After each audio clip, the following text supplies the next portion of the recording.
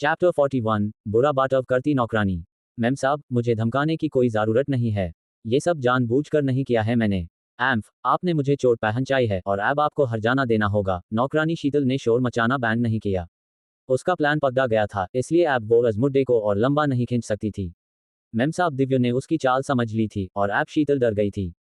वो इस नाकामयाबी के अंजाम से डरती थी और अब बस अगले मौके का इंतजार कर सकती थी जब वो कोई नया प्लान बनाएगी। वहां एक छोटा सा हंगामा हो गया था, जिसे देखकर सारे लोग इकट्ठा हो गए थे। मैम साहब दिव्य ने देखा कि सब उसके खिलाफ एकजुट हो रहे हैं, इसलिए उसने शीतल को नजरअंदाज किया और जल्दी से छोटे मालिक के कमरे में वापस चली गई। देखो तू कितनी घटिया औरत है मैम साहब दिव्य। एक को टक्कर मार के चोट पहुंचाए और बिना माफी मांगे भाग गई। मैं अभी छोटी मैम साहब को बताती हूँ। शीतल ने मैम साहब दिव्य के पीठ पीछे उसकी इज्जत खराब करने की कोशिश की। हवेली के सभी नौकर और नौकरानियन अपने मालिक की सुनते थे, और यहाँ मैम साहब दिव्य सिर्फ एक नौकरानी थी, इसलिए उन्हें मौका मिलते हाई उससे नीचा दिखाना था। वही लोग आपस में फ्यूज देने लगे, मैम साहब दिव्य को गालियां देने लगे और यूज एक गांव की गावा औरत कहने लगे। ऐसी औरत बड़े घर के बच्चे को कैसे अच्छे संस्कार देगी। मैम साहब दिव्य ने सारी कीमती चीजें छोटे मालिक के कमरे में एक संदूक में रख दी और उस पर दुनाए ताले लगा दिए। उससे नहीं पता था कि छोटे मालिक के कमरे के तालों की चाबियां और किस किस के पास हैं, लेकिन छोटे मालिक ने पहले से हाइडू नए ताले लेने को कहा था। पहले यूज लगा कि छोटे मालिक ने ये ताले बस खेल के लिए लिए हैं, लेकिन अब ये काम आए। मैम साहब दिव्य ने संदूक को दोनों नए तालों से बैंड कर दिया और चाबियां अपने पास रख ली। तभी उसने छोटे मालिक के कमरे का दरवाजा बैंड किया और छोटे मालिक के पास वापस चली गई। वही शीतल अपने कमरे में आई और अपने जख्म पर दवा ले गई। यूज काफी दर्द हो रहा था। उसने बाहर देखा और मैम साहब दिव्य को छोटे मालिक के कमरे से निकलते हुए देखा। उसकी आंखों में एक नया प्लान बनने लगा। उसने आंगन में जाकर किसी से दरवाजा बैंड करवाया और फिर छोटे मालिक के कमरे में घुस गई। वो चारों तरफ देखने लगी, मैम साहब दिव्य ने वो कीमती चीजें कहाँ रखी होंगी। उसकी नज़र एक बड़े से संदूक पर गई, जिसे वो उठाकर ले जा सकती थी, लेकिन वो उस संदूक को ललवानी हवेली से बाहर नहीं ले जा सकती थी। इतना बड़ा संदूक उठाना बहुत मुश्किल था और अगर किसी ने देख लिया तो उसका प्लान उल्टा पैट सकता था। शीतल को पता था कि अगर वो पकड़ी गई तो छोटी मैम साहब उसका साथ नहीं देंगी और यूज हाईबाली का बकरा बनाएगी। पहले एक नौकरानी होने के नाते उसके पास भी छोटे मालिक के संदूक की चाबियां थी। उसने अपनी चाबियां निकाली और ताले खोलने की कोशिश की, लेकिन उसने देखा कि संदूक पर दो नए ताले लगे हुए हैं। मैम साहब दिव्य ने ये ताले कब खरीद। शीतल जल्दी में थी। उसने अपनी सारी चाबियां ट्राई की, लेकिन कोई भी ताले को नहीं खोल पाए। एम्फ, कामिनी मैम साहब दिव्य।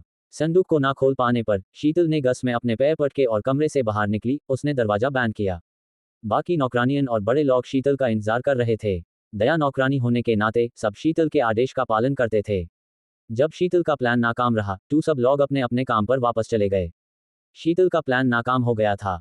जब वो हवेली से बाहर निकली तो उसके हाथ और पैर में दर्द हो रहा था और वो लैंगा रही थी। वो छोटी मैम साहब के करीब एक नौकरानी को ढूंढन गई और यूं सारी बात बताई। एक नौकरानी जूफेंग ने छोटी मैम साहब के कान में कुछ कहा। सब समाजन के बाद छोटी मैम साहब ने धीरे से अपनी नौकरानी जूफेंग से कहा। जूफेंग छोटी मैम साहब का इरादा समझ गई थी और बाहर जाकर उसने शीतल को संदेश दिया। संदेश सुनकर शीतल को अच्छा नहीं लगा, लेकिन वो कुछ नहीं कर सकती थी।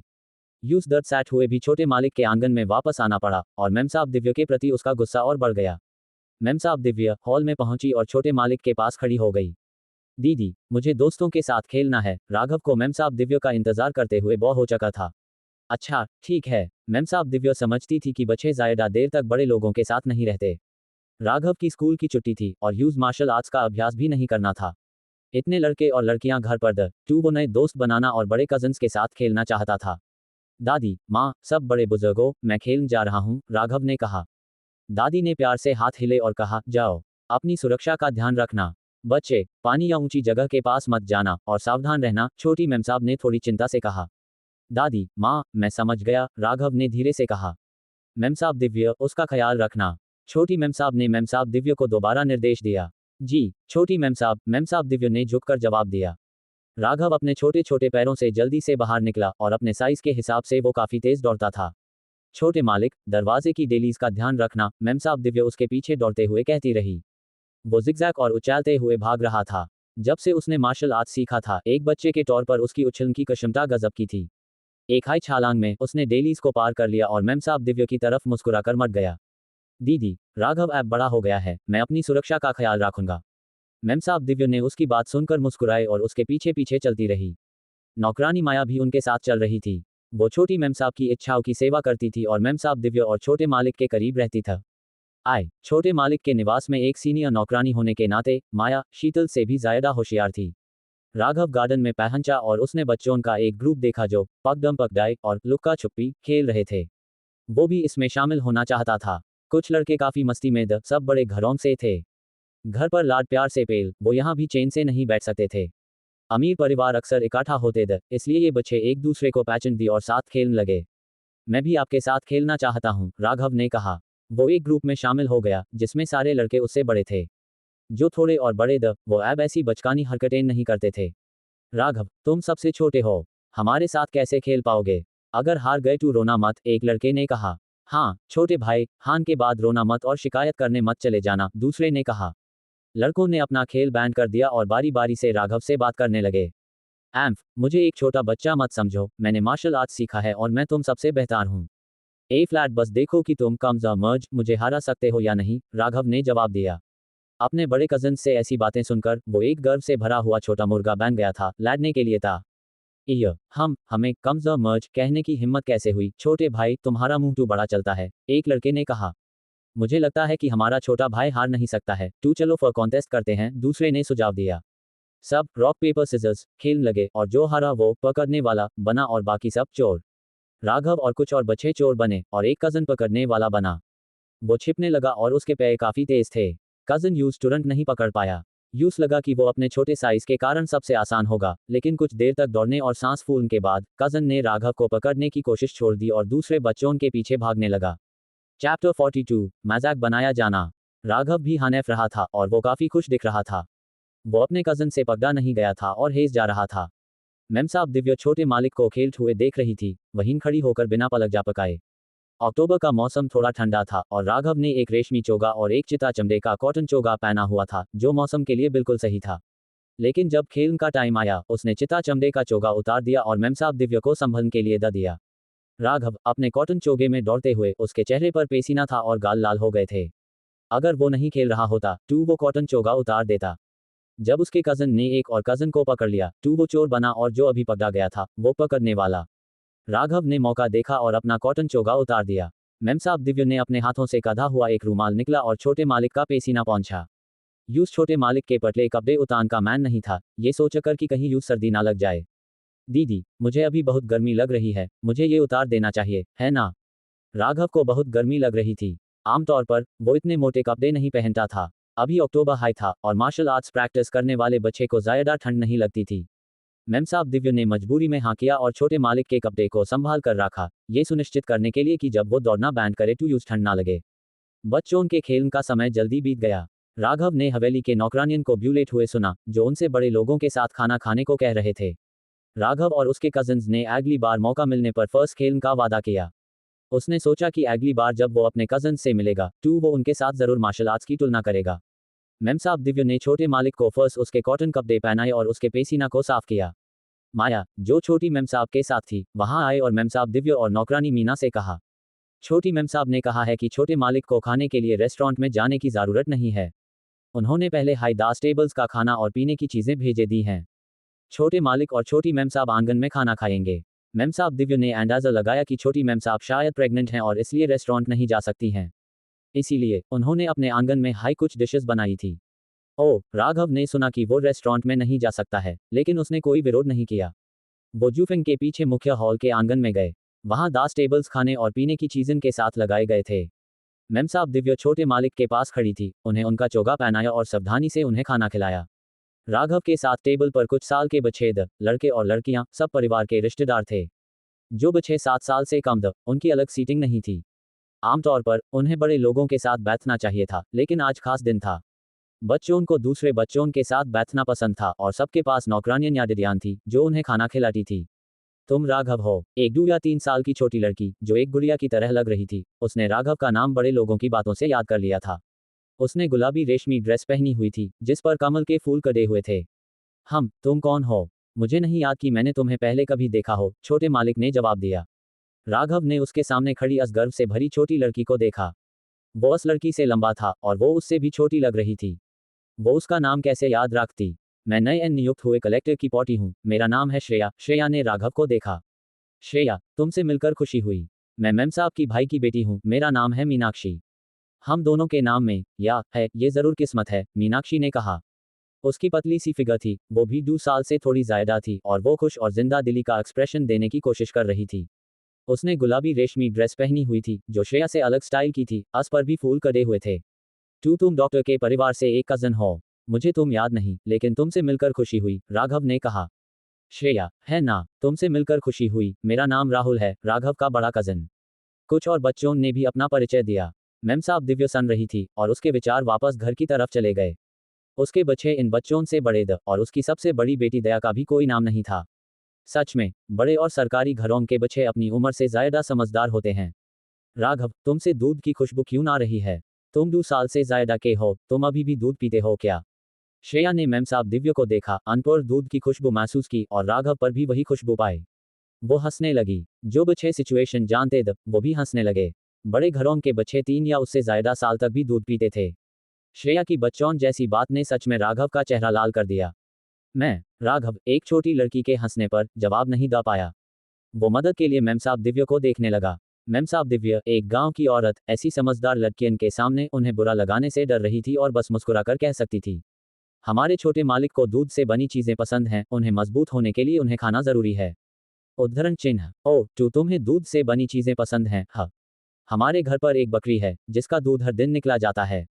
कल मैं किसी को तुम्हारे लिए थोड़ा दूध भेजूंगी, श्रेया ने स्मार्टली कहा। उसकी बात सुनकर राघव ने सिर्फ हाँ में सर हिले। ये पक्का है? ही राघव, मैं तुम्हारे घर आऊंगी और बाद में तुम भी मेरे घर आना। राघव ने फर्स्ट सर हिले। श्रेया, क्या मैं भी तुम्हारे घर आ सकता हूँ? राघव के कजन ने पूछो। ये दुख की बात है कि हम कल राजधानी वापस जा रहे हैं, वरना मैं तुम्हारे यहाँ भी आती। बस इतना जान लो, हमारे घर पर भी एक दूध की गाय है, राहुल ने कहा, ना कि इसलिए कि यूज बकरी का दूध चाहिए था। उनके पास भी गायें थी। मीनाक्षी ने भी उतना हाई अफसोस जते और कहा, हमारे घर पर भी दूध की गायें हैं। क्या गाय के दूध का स्वाद बकरी के दूध जैसा हाई होता है? राघव को जिज्ञासा हुई। उसकी माँ ने हमेशा उसके लिए डिडियान रखी थी और उसने गाय या बकरी का दूध नहीं पिया था। नौकरानी मीना ने मैम साहब दिव्य को एक नज़र देखा, ये गांव की औरत जिसे बोलना नहीं आता था। अगर छोटे मालिक को दूसरे तरह के दूध पसंद होते तो छोटी मैम साहब ने यूज नौकरी पर नहीं रखा होता। छोटी मैम साहब मानती थी कि जानवर का दूध इंसानी दूध से कम न्यूट्रिशियस होता है और डरती थी कि इससे छोटे मालिक बीमार हो सकते हैं। छोटे मालिक, गाय का दूध और बकरी का दूध इंसानी दूध जितना न्यूट्रिशियस नहीं होता और इसका स्वाद भी अलग होता है, उसने कहा। शायद मुझे ये नहीं पीना चाहिए। राघव ने मैम साहब दिव्य को देखा, जिसे वो सबसे ज्यादा पसंद करता था। तुम अपनी जुबान पर नहीं हो? क्या तुमने नहीं कहा था कि तुम बकरी का दूध ट्राई करना चाहते हो?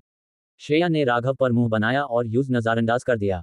राघव ने अपनी नाक को छुआ और खाना खाने के लिए अपना सर झुकाया। दूसरे छोटे मालिक और मैम साहब उनकी लड़ाई से अनजान दी और खाते समय कुछ बातें करते रहे। खाना खत्म होने के बाद राघव अपने दोस्तों को ध्यान दिए बिना मैम साहब दिव्य का हाथ पकड़ लिया। वो पहले खेल से बहुत थक गया था और अब सोना चाहता था। मैम साहब दिव्य ने राघव को उठा लिया, ये देखकर कि वो कितना नींद में था, डरती थी कि चलते हुए कहीं गिर ना जाए। राघव मैम साहब दिव्य की गोद में सो गया और जब वो जागा, मैम साहब दिव्य को बेड के पास बैठा देखकर वो आमतौर पर दूध पीने के बारे में सोचता। लेकिन श्रेया की बातों को याद करके उसने अपनी इच्छा को दबाई। फ्लैट दूध छोड़ने का टाइम आ गया है। दूध छोड़ने के बारे में सोचकर राघव के छोटे दिल को दर्द हुआ। Here's chapter 43 and 44, adapted into the pocket novel format with Indian names and settings. Chapter 43, नए विचार। राघव की नींद से खुली आंखें थोड़ी धुंधली थी। उसने मैम साहब दिव्य को देखा और कहा, दीदी, मुझे पानी पीना है। मैम साहब दिव्य ने मुस्कुराते हुए छोटे मालिक के लिए पानी डाला। छोटे मालिक ऐप बड़े हो रहे थे और अगर वो खुद दूध मांगते नहीं तो मैम साहब दिव्य उन्हें दूध नहीं पिलाती।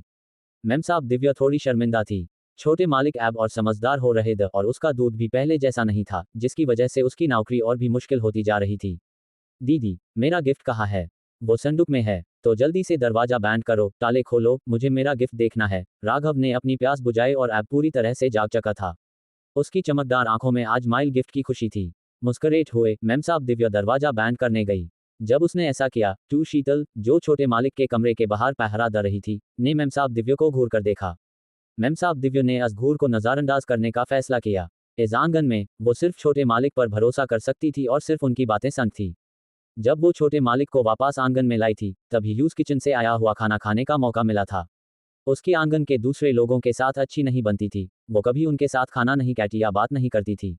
वो उनके द्वारा लाया गया पानी पीने की भी हिम्मत नहीं करती थी। एक बार उसने आंगन की एक नौकरानी द्वारा लाया गया पानी पिया था, जिससे यूज अल्टी और डैस्ट हो गए थे।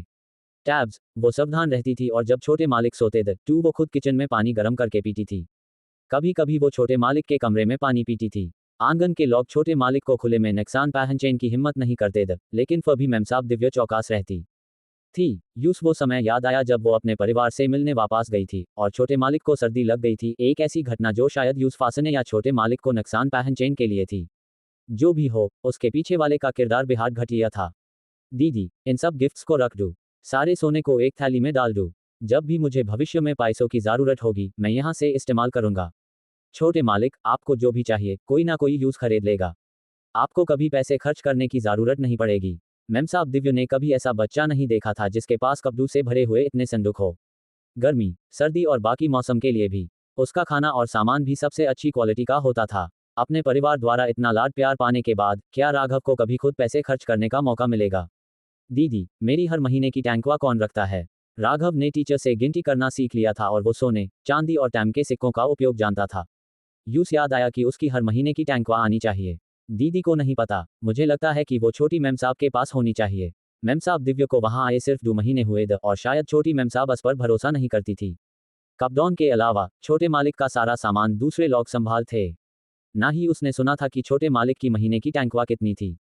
मेमसाब दिव्य ने मेमसाब पैन की सलाह को माना, कम बोलो और ज्यादा काम करो और किसी को भी नुकसान मत पहुंचाओ। ओह, समझ गया। राघव ने इस मामले पर अपनी दीदी को परेशान नहीं किया और अगले दिन अपनी दादी से इस बारे में बात करने का फैसला किया। यूस लगा कि उसकी दादी, जो घर का सब कुछ देखती थी, वही हर महीने की टैंकवा देती होंगी। थम थम थम, मेमसाब दिव्य ने दरवाजे पर दस्तक सुनी। उसने छोटे मालिक को उनके गिफ्ट्स और पैसे रखने में मदद की, फिर यूस बैंड कर दिया और दरवाजा खोल गई।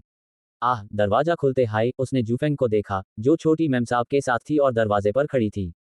मेमसाब दिव्य, छोटे मालिक को छोटी मेमसाब के आंगन में ले चलो, जूफेंग ने कहा। मेमसाब दिव्य ने आज्ञा का पालन किया और राघव का हाथ पकड़ लिया। कभी कभी मेमसाब दिव्य यूज उठाकर ले जाती थी, लेकिन ज्यादा बार राघव को लगता था कि वो बड़ा हो गया है और खुद चलकर जा नापसंद करता था। भाई भाई, जल्दी आओ और खेलो। छोटी मेमसाब के आंगन में रिश्तेदारों के बच्चे थे जो अभी तक घर नहीं गए थे। राघव उनके खेल में शामिल हो गया। मीनाक्षी भी वहां थी, किनारे पर बैठकर उन्हें खेलते हुए देख रही थी। वो भी शामिल होना चाहती थी, लेकिन यूज अपने परिवार की हिदायत याद थी कि लड़कियों को ज्यादा शरारती नहीं होना चाहिए। मेमसाब दिव्य किनारे पर खड़ी होकर उन्हें खेलते हुए देख रही थी, उसके चेहरे पर मुस्कान थी और उसके विचार अपने घर के बच्चों की तरफ चले गए। घर पर बच्चे भी इसी उम्र के थे, लेकिन एक लड़की की जिंदगी में खुशियां होने के बजाय वो शायद खेत में काम कर रही होंगी। छोटे भाई, मैंने सुना है कि तुम हॉर्स डांस कर सकते हो। तुम और कौन से मार्शल आर्ट्स जानते हो? उद्धरण चिन्ह। जब राघव ने ये पूछो तो वो असल में राघव के साथ थोड़ा सा कॉन्टेस्ट करना चाहता था। मैं सिर्फ हॉर्स डांस जानता हूँ, लेकिन बाद में मैं केंगोंग और दूसरे मार्शल आर्ट्स भी सीखूंगा। राघव को लगा कि वो अपनी चतुराई के बारे में थोड़ा घमंड कर सकता है। भाई, मैंने पहले हाई वेट पूरन पढ़ना शुरू कर दिया है। तुमने क्या पढ़ा है? राहुल, राघव की परीक्षा लेना चाहता था। मेरे टीचर ने मुझे बस 3 अक्षर वाला पाठ सिखाया है और अब वो मुझे 1000 अक्षर वाला पाठ सिखा रहे हैं। उद्धरण चिन्ह। राघव ने राहुल को जलन भरी निगाहों से देखा, जैसे कि वो अपने भाई की रफ्तार से मिल नहीं पा रहा हो। मेरे टीचर ने मुझे वेट पूरन सिखाया है।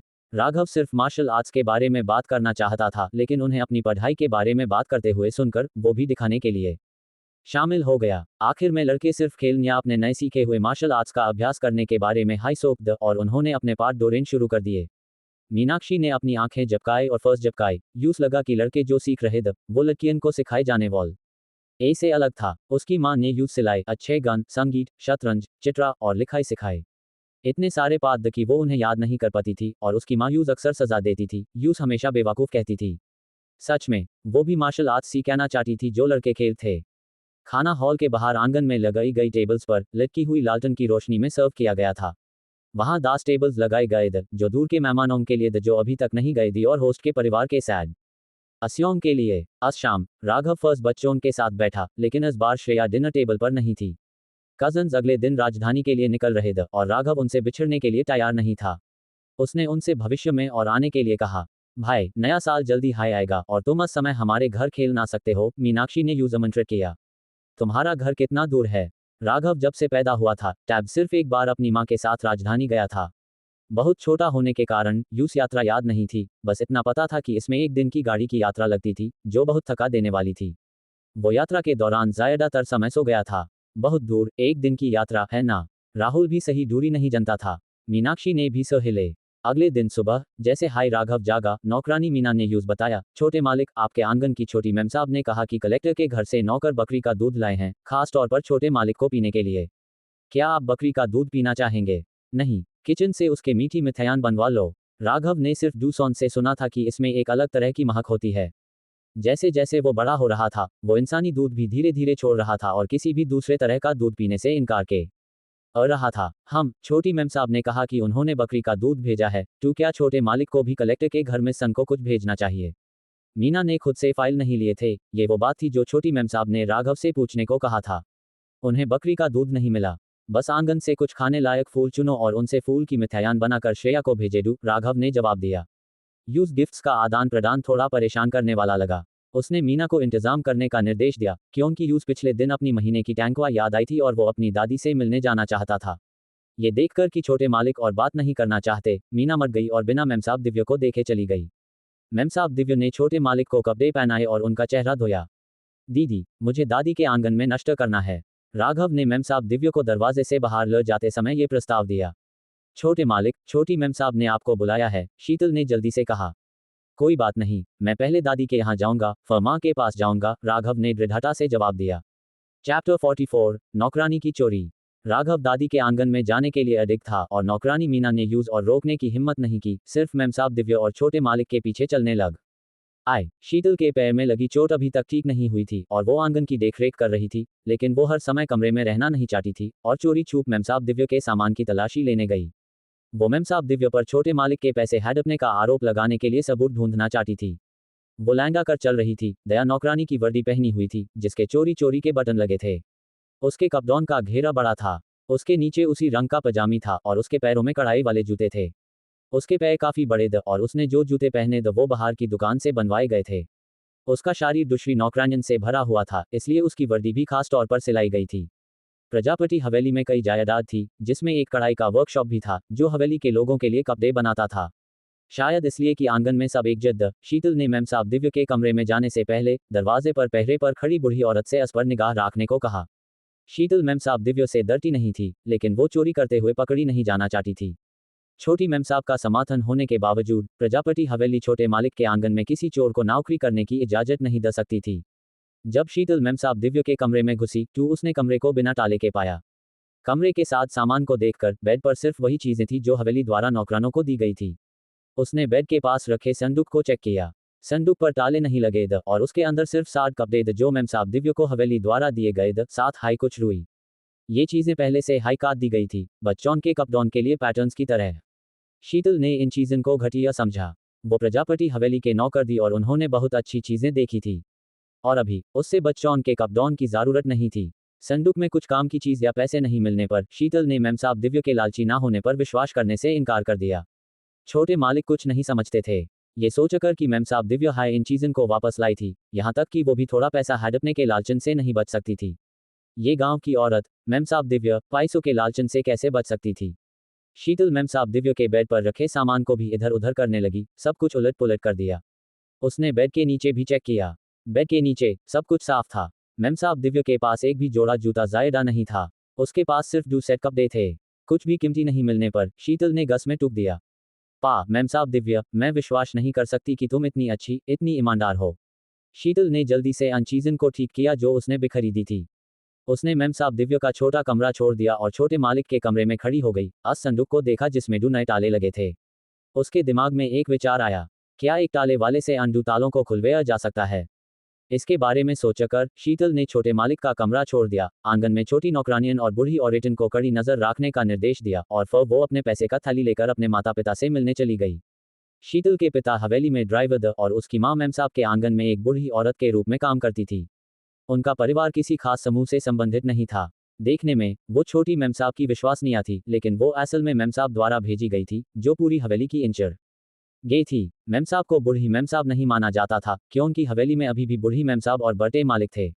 शीतल को अपने पिता नहीं माइल और यूज ये काम अपनी मां को सौंपना पड़ा, जिसे भी हवेली छोड़कर काम करना मुश्किल लगता था। सिर्फ उसके पिता ड्राइवर को हाई अक्सर बाहर जाने का मौका मिलता था। मेरी बेटी, भले हाई छोटी मेमसाब ने इसके लिए हाँ कर दी हो, अगर इसमें उनके बेटे की चीजें चुराना शामिल है और तुम मेमसाब दिव्य को सफलतापूर्वक फांसा पाती हो, तो ये अच्छा होगा। लेकिन अगर ये पकड़ा गया तो हमारा परिवार हवेली में नहीं रह पाएगा और तुम जेल भी जा सकती हो। शीतल की मां ने फाइट और नुकसान के बारे में विस्तार से बताया, अपनी बेटी को आगे ना बढ़ने के लिए कहा। अगर वो आगे बढ़ना भी चाहती थी तो यूज खुद नहीं करना चाहिए, बल्कि छोटी नौकरानियन को इस काम के लिए कहना चाहिए।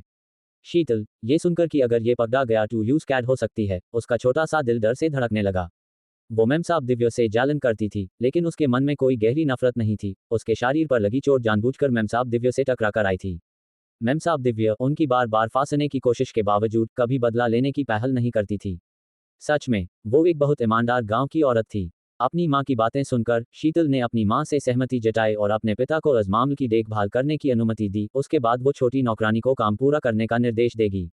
राघव अपनी दादी के आंगन के लिविंग रूम में आया और उन्हें और अपने दादा को प्रणाम किया। उनके बगल में एक छोटे से स्टूल पर बैठकर उसने अपने दादा की जांघ को पकड़ा और दादी की तरफ देखकर कहा, दादी, क्या आपके पोते को हर महीने टैंकवा मिलती है? घर की मेम साहब के बालों में ज्यादातर सोने की मोती हेयरपिन्स लगी थी। उसने हरा जेड के कैन फूल और सोने और जेड का हार पहना हुआ था, जिसमें सोने और जेड का लॉकेट भी लगा हुआ था। उसने राघव को घूर कर देखा और फिर मेम साहब दिव्य को देखा जो उसके पास खड़ी थी। ये नौकरानी बहुत ईमानदार लगती थी, लेकिन पिछले 2 या 3 महीनों में उसका पॉटर इतना बदल गया क्यों था? अगर वो ये कहती कि मेम साहब दिव्य यूज नहीं सिखा रही थी तो वो विश्वास नहीं करती कि 3 साल का भी अच्छा इतना कुछ समझ सकता है। वो जानती थी कि उसका पॉटर होशियार था, लेकिन बच्चे अपने आसपास के लोगों और घटनाओं से सीखते हैं। कुछ चीजें सिर्फ होशियार होने से नहीं समझी जाती। पोटे, तुम्हारी हर महीने की टैंकवा तुम्हारी माँ हर महीने इकट्ठा करती हैं, तुम्हें उनसे इस बारे में पूछना चाहिए। ओह, पिछली टैंकवा के बारे में भूल जाओ। क्या दादी मेरे भविष्य की टैंकवा मेरे लिए संभाल सकती हैं? अपनी माँ के सैक चेहरे और जल्दी हाई पैदा होने वाले छोटे भाई के बारे में सोचकर, जो प्यार के लिए मुकाबला करेगा, राघव अपनी माँ को अपनी हर महीने की टैंकवा हल नहीं दे सकता था। यूज जल्दी बड़ा होना था और सब कुछ खुद से संभलना सीखना था। यह असंभव नहीं है, लेकिन तुम बहुत छोटे हो। नियम यह है कि ये तुम्हारी माँ को दिया जाना चाहिए। तुम्हें अपनी माँ को मानना होगा कि वो इसे तुम्हारे लिए रखें। जैसे इस बार तुम्हें कई गिफ्ट स्माइल, दादी तुम्हें इसे खुद संभल में समर्थन करती हैं। लेकिन तुम्हें इतने सारे पैसे की जरूरत क्यों है? मेम साहब ने मेम साहब दिव्य को सैक निगाहों से देखा। यूस वही मान रही थी जिसने उसके पोते को बिगड़ा था। दादी, जब मैं बड़ा होऊंगा तो मुझे बहुत कुछ संभलना होगा। मैं छोटी उम्र से हाई पैसे बचाना शुरू करना चाहता हूँ। माँ को जल्दी हाई एक छोटा भाई होने वाला है और मेरी हर महीने की टैंकवा मेरी है। उद्धरण चिन्ह। राघव, जो अभी बहुत छोटा था, उसने अपने सारे विचार और भावनाओं को अपने चेहरे पर खुले तौर पर दिखाया। उन्हें ईमानदारी से बोला, मेम साहब दिव्य, क्या तुम अपना दोष स्वीकार करती हो? मेम साहब, अपने पोते की बातें सुनकर मेम साहब दिव्य पर सीधे दोष लगा दिया। मेम साहब, मैंने छोटे मालिक को ऐसी बातें कहना नहीं सिखाया। मेम साहब दिव्य ने डरते हुए कहा, जमीन पर घुटने टेक कर अपना सर झुकाकर। उनके ऊपर बैठे बड़े मालिक ने मेम साहब दिव्य को अपनी पत्नी से अलग नजरिए से देखा। अपने पोते को देखा, जो दुखी और माफी मांग रहा था। उन्होंने सोचा कि ये सब विचार शायद उनके पोते के अपने हाई हैं। दादी, कृपया दीदी को सजा मत दो, ये मेरा खुद का विचार था, राघव ने कहा, जो अपने दादा की जांघ से चिपका हुआ था। अब अपनी दादी से चिपक कर मेम साहब दिव्य के लिए दया की भीख मांग रहा था। तुम बोलो, क्या मेम साहब दिव्य ने छोटे मालिक को ऐसी बातें सिखाई? नौकरानी मीना को मेम साहब ने खास तौर पर चुना और उसने अपना सर झुकाकर जवाब दिया। मेम साहब को जवाब देने के लिए मेम साहब दिव्य अक्सर छोटे मालिक से फ्यूजिटी हैं। ये नौकरानी साफ साफ नहीं सुन सकती कि वो क्या कहते हैं। नौकरानी मीना का बयान एक साफ आसमान से बिजली गिरने जैसा था, जो आरोप का सबूत था। ए फ्लैट पॉकेट नॉवल के फॉर्मेट में सारे नाम और जगह इंडियन हैं और कहानी आगे बढ़ रही है। चैप्टर 45, शक के घेरे में। मेम साहब दिव्य कांप रही थी। यूस पता था कि इस बार वो सजा से नहीं बच पेगी। उसकी आंखों से आंसू बहने लगे थे।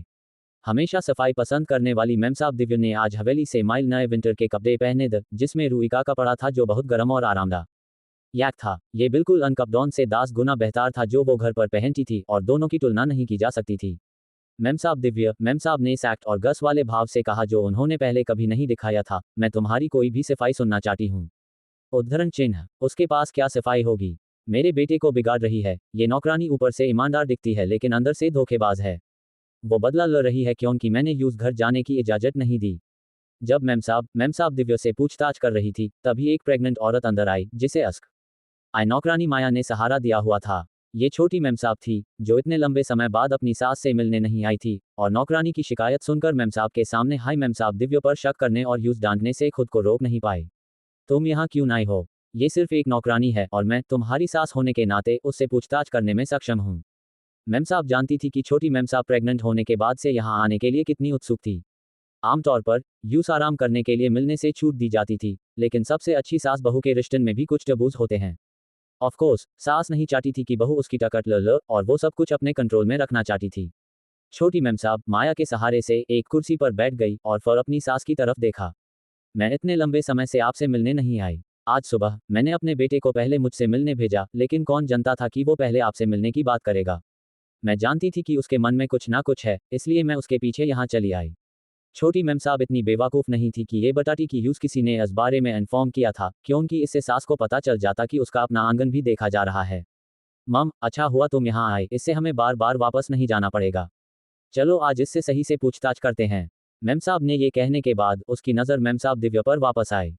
मेमसाब दिव्या, जो लिविंग रूम में घुटने टेक कर बैठी थी, ने सन रखा था कि अमीर लोगों के घर बहुत मुश्किल होते हैं। एक अमीर परिवार में सेवा करते समय हमेशा सावधान और चौकस रहना चाहिए। वह भी इतना सावधान रहने के बाद भी लोग यूज फांसा रहे थे। उसका मंटू बस नौकरी छोड़कर घर वापस जाने का कर रहा था, लेकिन एक ईमानदार इंसान होने के नाते वो गलत आरोप लगक अब बाहर निकलने का दुख नहीं सह सकती थी। ऐसी बुरी प्रतिष्ठा उसके जीवन भर उसके साथ रहती। उसके ससुराल वाले यूज बैठवा देते और वो अपने गांव में शर्म के साथ रहती, अपने परिवार का सामना नहीं कर पाती। दादी माँ, आप दीदी को दोष नहीं दे सकते, ये सच में मेरा विचार था। राघव शुरू में अपने दादा के पैरों से चिपका था, फिर अपनी दादी के, और अब जब उसकी माँ आई तो वो उनकी टांगन को गले लगाने दौड़ा। बेटे, तुम अभी छोटे हो और तुम्हें दूसरों की बातों को आसानी से नहीं मान लेना चाहिए। तुम पहले कभी अपनी माँ से महीने की टैंकवा नहीं मांगते थे और ना ही ऐसी बातें करते थे। मैम साहब दिव्य को घर आए सिर्फ 2 महीने हुए हैं और तुम इतना बदल गए हो। क्या मैम साहब दिव्य पर आरोप लगाना गलत हो सकता है? छोटी मैम साहब ने अपने बेटे को देखा, यूं अनजान सा महसूस हुआ, सोचा कि उसका अपना हाई खून दूसरों के बहकावे में कैसे आ सकता है। चाहे मैम साहब दिव्य ने ये किया हो या ना किया हो, उसकी नज़र में वो औरत दोषी थी। माँ, मैं अब बड़ा हो गया हूँ। क्या हर बार जब मुझे कुछ खरीदना हो तो मुझे आपसे पैसे मांगने चाहिए? क्या मैं अब भी अमीर परिवार का बेटा हूँ? मैं एक व्यापारी के बेटे से भी बुरा हूँ। उन्हें जेब खर्च मिलता है और वो आराम से यूज खर्च कर सकते हैं। उद्धरण चिन्ह। राघव एक हाई सांस में इतनी सारी बातें कह पाया। ये मत सोचना कि वो इतना छोटा है और उसके अपने विचार नहीं हैं। उसके पास पहले भी विचार थे, लेकिन उसने उन्हें व्यक्त नहीं किया था। कई दिनों तक सोचने के बाद उसने अपने दिल में बातों की एक लड़ी याद कर ली थी। राघव ऐसी बात कैसे कह सकता है? तुमने हवेली के बाहर पढ़ाई नहीं की है। जब तुम बड़े हो जाओगे और अकेडमी जाओगे तो तुम्हारी माँ तुम्हें अपने आप पैसे देंगी। जब तुम इतने छोटे हो तो तुम्हारे पास पैसे रखने का क्या मतलब है? उद्धरण चिन्ह। छोटी मैम साहब इस पर अडिग थी। उन्हें विश्वास था कि किसी ने उनके बेटे को पैसे मांगने के लिए उकसाया था। माँ, इस बार मैं इतने कजिन्स और श्रेया के साथ खेला। अन सब के पास पैसे खर्च करने की स्वतंत्रता है। भले हाई महीने की टैंकवा ज्यादा ना हो, लेकिन वो मेरी है। हमारे परिवार का व्यवसाय इतना बड़ा है। माँ, आप मुझे मेरी महीने की टैंकवा खर्च करने क्यों नहीं देती?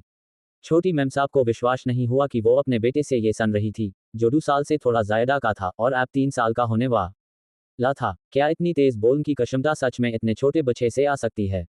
जब उसने खुद के इस उम्र में होने के बारे में सोचा, क्या वो वही नहीं करती थी जो उसकी माँ उससे कहती थी? लिविंग रूम में छोटी मैम साहब के अलावा बड़े मालिक और मैम साहब दोनों भी राघव को देखकर हैरान थे। ये बच्चा 2 या 3 साल की कोमल उम्र में एक बड़े के साथ इतनी चतुराई से बहस कर सकता था।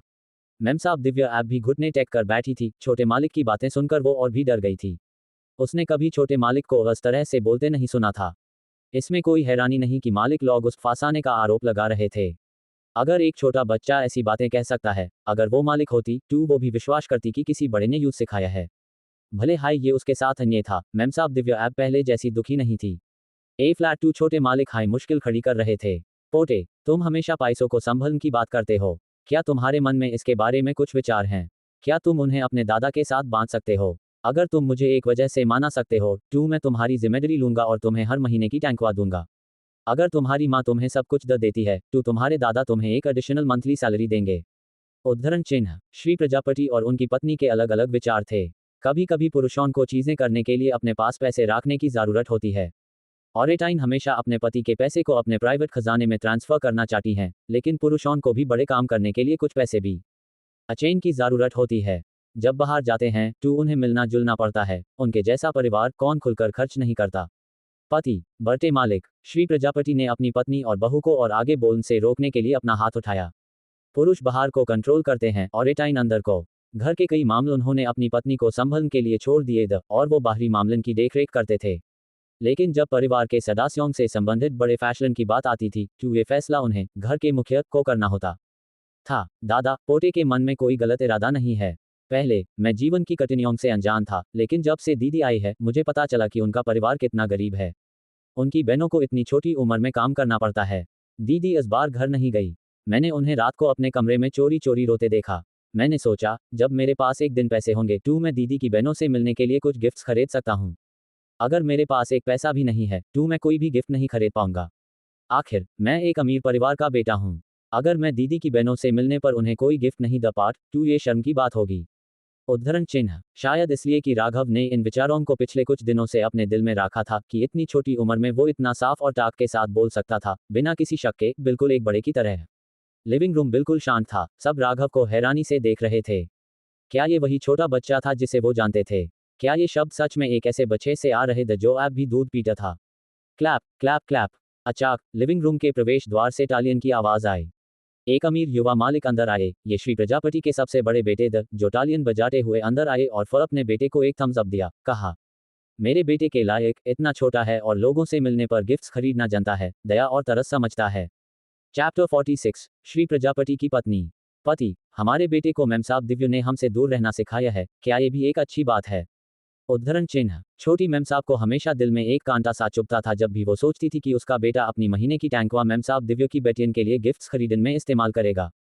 उसने हमेशा ये माना था कि उसका बेटा हमेशा उसके कंट्रोल में रहना चाहिए। मैम साहब, हमारा बेटा बड़ा होकर एक आदमी बनेगा और अगर उसके अपने विचार होंगे तो हमारा परिवार और भी मजबूत और अमीर बनेगा। ये हमारी विरासत है। सबसे बड़े बेटे के विचार अपनी पत्नी से अलग थे। कभी कभी यूं लगता था कि उसकी पत्नी थोड़ी छोटी सोच वाली है। शायद इसलिए कि उसकी पत्नी मुख्य वंश में पैदा नहीं हुई थी और भले हाई यूज एक अमीर परिवार में पाला गया था, उसमें एक छोटे घर का हवा था। वो अपनी पत्नी से शादी कर पाए थे क्योंकि वो उसके वैद भाई के साथ स्कूलमेट और अच्छे दोस्त थे। उसने खुद एक समय पर सेना और साहित्य दोनों में रैनिटी रखी थी, यहाँ तक कि मार्शल आर्ट्स टॉप स्कोरर और साहित्य में भी टॉप स्कोरर बनने की इच्छा रखी थी, लेकिन कुछ मामलन के कारण ने हार मान ली और परिवार के व्यवसाय को संभालने के लिए घर वापस आ गया। इस बार अपने पिता के जन्मदिन पर उसकी पत्नी का वैद भाई अपनी पत्नी और बच्चे को मिलने लाया, दोनों उन्हें सम्मान देने और अपने पुराने दोस्त से मिलने के लिए। ये सही है, राहुल सही है। हमारे परिवार में सच में एक उत्तराधिकारी है। श्री प्रजापति, यानी राहुल के पिता, मानते थे कि उनके बेटे और पॉटर दोनों के विचार सही थे। निश्चित रूप से, जब बड़े मालिक ने ऐसा कहा है तो बहू, तुम फैसला ले सकती हो, मैम साहब ने सहमति दी। माँ, जब आपने ऐसा कहा है तो एक बहू होने के नाते मैं अपने पति की बात सुनूंगी। अगले महीने से रामदयाल को राघव को महीने की टैंकवा देने दो, छोटी मैम साहब ने कहा। श्री प्रजापति की पत्नी अपने बेटे पर कंट्रोल नहीं कर पाने और बहुमार्ट के फाइल को मानते हुए उन्हें लगा कि शादी के बाद एक औरत के लिए अपने पति का पालन करना नियम के अंदर था। ही, ये कमाल है। तू, दादा, दादी और माँ, कृपया दीदी को सजा मत दीजिए। राघव दीदी को दुखी नहीं करना चाहता। राघव, छोटा लड़का, खड़ा हो गया। मैम साहब दिव्य की मदद करना चाहता था। मैम साहब दिव्य, जिसका सर पहले से झुका हुआ था, मुख्य परिवार के उससे सजा नहीं देने के फाइल से आभारी थी। सबसे बड़ा आभार ऑफ कोर्स इसलिए था कि उनकी छोटे मालिक ने उसके बच्चों के लिए गिफ्ट्स खरीद, जिसकी वजह से पैसों के बारे में चर्चा हुई। प्रजापति परिवार छोटे मालिक को ये सब करने में समर्थन करता था, एक अच्छा दिल रखते हुए। उसने नहीं सोचा कि वो इतनी महत्वपूर्ण थी कि मालिक लोग उसके साथ परिवार जैसा व्यवहार करते। मालिक और नौकर के बीच का अंतर साफ था। खड़ी हो जाओ, ए फ्लैट से, छोटे मालिक का अच्छे से ख्याल रखना और ऐसी बातें मत करना जो तुम्हें नहीं करनी चाहिए। आखिर वो सही और गलत में अंतर करने के लिए बहुत छोटा है, मैम साहब ने निर्देश दिया। मैम साहब दिव्य खड़ी हो गई और परिवार के सामने झुककर कहा, ये दासी समझती है। छोटी मैम साहब ने मुंह बनाया, तभी यूं सुबह अपने बेटे को ढूंढन की घटना याद आई। राघव, कलेक्टर की पोटी ने जो बकरी का दूध भेजा था, क्या तुमने यूज दूध की मिठाइयां बनाने को कहा था और की? अब वो भेजे दी गई हैं। राघव ने सहिले और कहा, उसने मुझे कल इंसानी दूध पीने के लिए चिढ़ाया था। मैंने उससे कहा कि मुझे बकरी का दूध पसंद नहीं है, फिर भी उसने भेजा। साय, मुझे बकरी के दूध से बनी मिठाइयां भी पसंद नहीं। माँ, कृपया यूज वापस भेजे दीजिए। ओह, मेरा बेटा कलेक्टर की पोटी से इतना परिचित कब हो गया? छोटी मैम साहब ने बड़े लोगों के सामने जानकर पूछा। नौकरानी मीना ने यूज कल की घटना के बारे में पहले हाई बता दिया था, लेकिन उसने इसे बड़े लोगों के सामने उठाया ताकि वो अपने बेटे और कलेक्टर की पोटी से उसके परिचय पर और ध्यान दें। कल हाय, क्या आपने हाय हम सब बच्चों को साथ बैठने का इंतजाम नहीं किया था? उसने अपना परिचय दिया, लेकिन असल में हम इतने परिचित नहीं हैं, राघव ने कहा, जिसे अपने मेल कजन्स और दोस्तों के साथ खेलना ज्यादा पसंद था, क्योंकि वो लड़कियों के साथ नहीं खेल सकता था और उन्हें संभवित दोस्त नहीं मानता था। क्या राघव खुद इससे डिलीवर करेगा? छोटी मैम साहब सिर्फ कैजुअली बोल रही थी, वो सच में अपने बेटे को किसी दूसरे के घर एक नौकर के साथ कैसे भेजे सकती थी? आखिर उसका बेटा अभी 3 साल का भी नहीं हुआ था। तुम ये नहीं करना चाहते? हमारे बेटे का सुबह और दोपहर को पाठ होता है। राघव नहीं जानता था कि उसकी पहली प्रतिक्रिया इनकार करने की थी। पति, ट्यूटर को एक सुबह आराम करने दो और बच्चे को किसी के साथ कलेक्टर के घर कुछ चीजें ले जाने दो। छोटी मैम साहब अपने पति की तरफ देखती है। वो कलेक्टर की पत्नी के साथ दोस्त बनना चाहती थी ताकि जब उसका बच्चा हो जाए तो वो गरीबी संबंध बना सके। चलो बच्चे की सुनो, कुछ मत करो। बच्चों का आपस में बात करने का अपना तरीका होता है और यहाँ की स्थिति गहरी है। राहुल निश्चित रूप से अपनी पत्नी की सोच को समझ गया। ठीक है छोटी मैम साहब पूरी तरह से राजी ना होते हुए भी मिथायान भेजने पर सहमत हो गई। राघव को लगा कि सब कुछ हो गया है और क्योंकि उसके पाठ का समय हो रहा था, उसने मैम साहब दिव्य को उनके आंगन वापस चलने को कहा। मैम साहब दिव्य ने सर झुकाकर आज्ञा का पालन किया और राघव के पीछे इस घुटन भरे लिविंग रूम से बाहर चली गई। प्रजापति हवेली में इतनी सारी घटनाएं हुई थी, लेकिन वैद्य परिवार, जो अभी घर पर धान की कटे खत्म कर चुके थे, अपने काम खत्म होने के बाद इसके बारे में ज्यादा नहीं सोच थे। महेंद्र ने फंसे खेत को पलट दिया। इसके बाद उसने आलू लगाने में मदद की। अगर अभी लगाया जाता तो वो उन्हें मार्च में काट सकते थे और ये सब अनाज थे। दया, नेहा और प्रिया भी खाली नहीं थी, अपने पिता की खेत में मदद कर रही थी। क्योंकि महेंद्र घर पर बधाई का काम नहीं कर सकता था, महेंद्र के पिता भी खेत में काम नहीं कर सकते थे और उन्हें अभी तक कोई और बधाई का काम नहीं मिला था, लेकिन दूसरी बेटी के लिए दहेज बनाना था। रात को महेंद्र अंधेरे में भी मदद करता, अभी भी अपनी छोटी बेटी के लिए खिलौने बनाने का वादा पूरा नहीं कर पाया था। सरला मैम साहब और उनकी दो बेटियन ने 2 एकड़ खेत से सारे चावल सुखाने और फिर उन्हें गोदाम में जमा करने में मुश्किल समय बिते। फिर नए चावल को पॉलिश करवाया।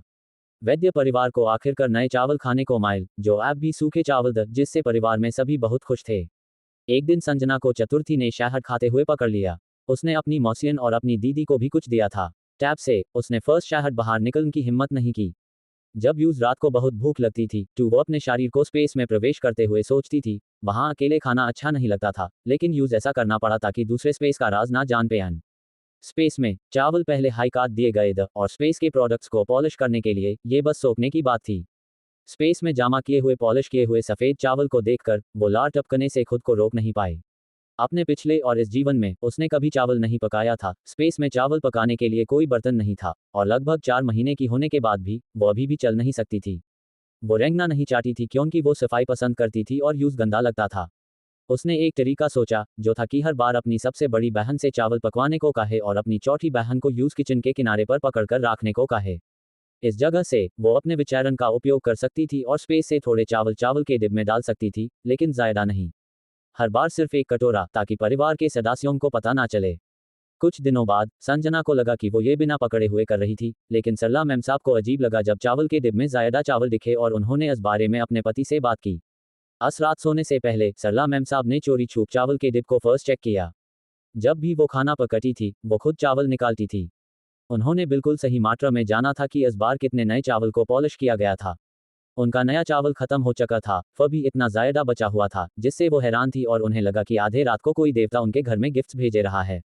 पति, क्या आपको लगता है कि कोई देवता हमें चावल भेजे रहा है? ये बहुत अजीब है। हमने बस थोड़े से चावल पॉलिश करवाए थे और मुझे लगा कि हमें जल्द हाई और पॉलिश करवाना पड़ेगा, लेकिन अभी भी आधा बर्तन भरा हुआ है। महेंद्र के पिता, जिन्होंने पिछले कुछ दिनों में चावल की कटे में बहुत मेहनत की थी और बधाई का काम कर रहे थे, इतने था के गए द की बेड पर लेते हाई सो गए। घेरे में अपनी पत्नी की बातें सुनकर वो हैरानी से जाग गए। सच में, क्या सच में ऐसी कोई बात है? हमारे परिवार को अच्छा भाग्य मिला है। ध्यान रखना कि तुम इस बारे में सबको ना बताना। महेंद्र के पिता एक आस्तिक दी और मानते द कि आसमान में आइन देवता हैं, वरना हर साल जिस देवता को वो पूछते हैं उसका क्या मतलब था। चैप्टर 47। एक विचार आया। सरला मैम साहब ने खुशी से भरी रहस्यमय मुस्कान से कहा, मैं कुछ नहीं कहूंगी, मैं कई दिनों से परेशान थी और मैंने बस आपको बताया है। मैंने बाकी परिवार को एक शब्द भी नहीं कहा, इस डर से कि देवताओं को लगता कि हमने उनका राज जान लिया है और वो हमें अब चावल नहीं भेजेंगे। संजना नहीं जानती थी कि उसकी दादी देवताओं पर शक कर रही थी और अभी के लिए उसके स्पेस से सिर्फ चावल हाई निकालती थी, एक हाई किस्म के बीज के एस 8 हर 2 या 3 दिन में वो चावल की फसल काट सकती थी और भले हाई उसने ज्यादा नहीं बोए, हर फसल से कई दर्जन कच्चे चावल मिलते थे। हर दिन चावल के डिब्बे में थोड़े चावल डालकर उसके स्पेस में अब भी चावल जमा हो रहा था, जो लगभग 100 कच्चे चावल लगता था। हर रात संजना लगन से अपने स्पेस में जाती, जहां मधुमक्खियां और भी ज्यादा हो रही थी और अमृत इकट्ठा करने में व्यस्त थी। शहद को शहद के छाटन से बाहर आते देखकर वो सारे शहद को तुरंत नहीं खा सकती थी और शहद को बाहर निकलने से भी घबरा रही थी, इस डर से कि अगर उसके परिवार को पता चलता तो वो बात फैल सकते थी और यूज एक राक्षस समझ सकते थे। कटे के बाद दया अपनी 2 छोटी बहनों को खेत ले जाती थी, जमीन में आलू लगाती और साग के बीज बूटी थी, साथ हाई लहसुन और प्याज भी लगाती थी, जिसे वो हर दिन पानी देती थी। उन्हें जंगली घास भी निकलनी थी और जो छोटे सुअर पैदा हुए थे उन्हें बेच दिया गया था, जबकि वो घर पर मादा सुअर को पाल रहे। इस समय सरला मेमसाब चुपके से अपनी सबसे बड़ी बेटी की बच्चों की देखरेख करने में मदद करती थी, क्योंकि परिवार का चावल पहले हाई सुखाया जा चुका था। तीसरी मौसी और दूसरी मौसी अपने कमरे में सिलाई का काम फिर से शुरू कर चुकी थी। दया अपनी दो बहनों के साथ हमेशा दोपहर का खाना बनाने से पहले वापस आती थी और उसी तरह शाम का खाना बनाने से पहले भी। संजना, जो चतुर्थी के साथ कमरे में रहती थी जब उसकी बड़ी बहनें खाना पकती थी, वो किचन में दिखती थी। संजना सोचती रही, वो अपने स्पेस से ज़्यादा शहद को रखने के लिए क्या इस्तेमाल कर सकती थी। किचन के एक कोने में एक खाली माटबान देखकर उसने अचार की खुशबू सूंघी। उसकी माँ घर पर नहीं थी और अचार बहुत पहले खा लिया गया था, जिससे कुछ खाली माटबान बचे थे। अचानक संजना को एक विचार आया। उसने एक खाली माटबान को अपने स्पेस में ध्यान किया। कोनों में अलग अलग आकर के इतने सारे खाली अचार के माटबांध एक के गायब होने से ध्यान नहीं खींचा जाता। जो खाली माटबांध संजना ने अपने स्पेस में ध्यान किया था, उसमें लगभग 4 या 5 कच्चे शहद आ सकता था। पंछी, तुम क्या कर रही हो? ये जगह गैंडी है, चतुर्थी को तुम्हें कहीं और खिलाने दूं। चतुर्थी की थोड़ी गैर मौजूदगी में पंछी बहुत तेजी से हिल गई, हाथों से जमीन पर रेंगते हुए भी इतनी चुस्त थी कि वो पलक जेपीटे हाई गायब हो गई। हर जगह ढूंढने के बाद उसने यूज किचन के एक कोना में खाली माटबानों के पास पाया, जहां एक तेज गंध थी। परिवार के बड़े लोग आमतौर पर बच्चों को वहां जाने की अनुमति नहीं देते थे, इसलिए नहीं कि वो गंदा था, बल्कि इसलिए कि वहां बहुत सारे माटबान थे। उन्हें डर था कि बच्चे बीप अरवाही से उन्हें तोड़ सकते हैं। आहा, संजना ने पंछी को उठाया, स्टोव में ऐप भी सुलगते हुए कोयले को देखने के लिए। दोपहर का समय हो चुका था और उसकी बहनें अभी तक घर नहीं आई थी, इसलिए कोई और खाना बनाने के लिए किचन में नहीं आया था। खेती का काम खत्म होने के बाद महेंद्र खेत में आलू लगाने के बाद अपने पिता के साथ बधाई का काम करने लगे। फिलहाल उसने संजना के लिए लकड़ी की गुड़िया बनाना शुरू नहीं किया था, लेकिन संजना लकड़ी की गुड़ियों पर बहुत अटकी हुई थी। यूस पता था कि उसके माता पिता के पास कोई बच्चा टी नहीं है और परिवार को एक और आमदनी की ज़रूरत है, लेकिन उसकी छोटी उम्र और बोल ना पाने की वजह से वो बहुत सी चीज़ें व्यक्त नहीं कर सकती थी और यूज व्यावहारिक रूप से काम करना पड़ा, एक कोयले को पकड़कर जैसे वो एक कलम हो।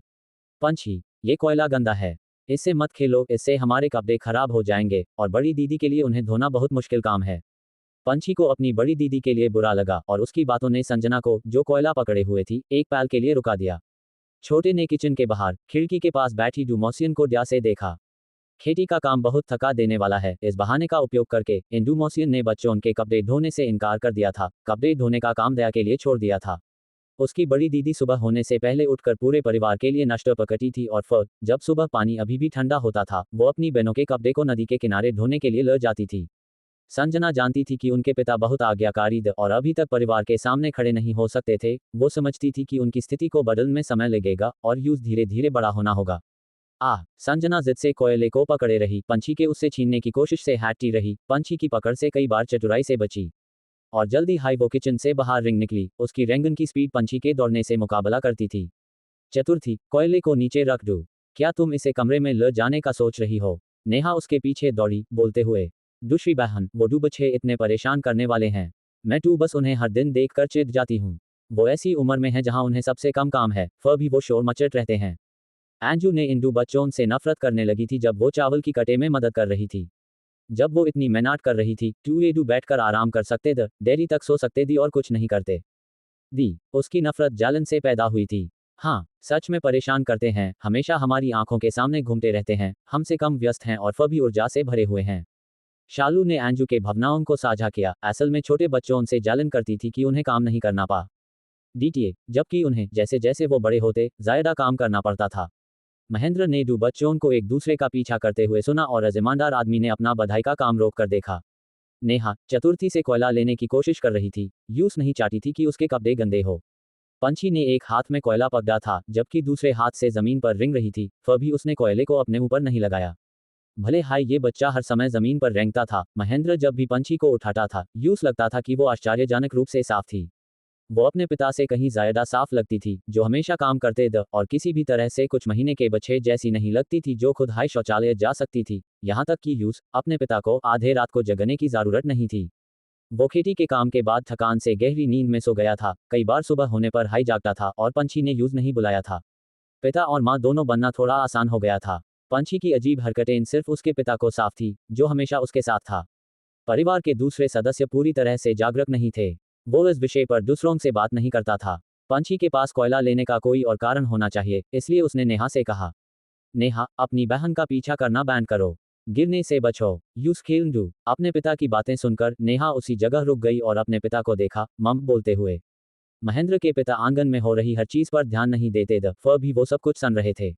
बेटे के बेटियां होती रही, बिल्कुल उसके और उसकी पत्नी की तरह जो एक और बेटा चाहते थे, लेकिन लगातार बेटियां हाई होती रही, आखिरकार उन्हें हार माननी पड़ी। उसके बेटे की 4 बेटियां होने से वो बीबर्स महसूस करते थे।